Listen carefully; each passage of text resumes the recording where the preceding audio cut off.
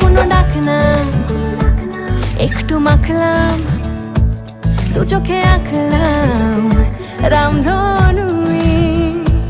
বুনেছি গল্প অল্প স্বল্প, উড়েছে স্বপ্নে শুধু গুঁড়ো গুঁড়ো তুই। আমি সোনা কাঠি ছুঁই নাকি রূপো কাঠি ছুঁই, আমি জানি না কিছুই।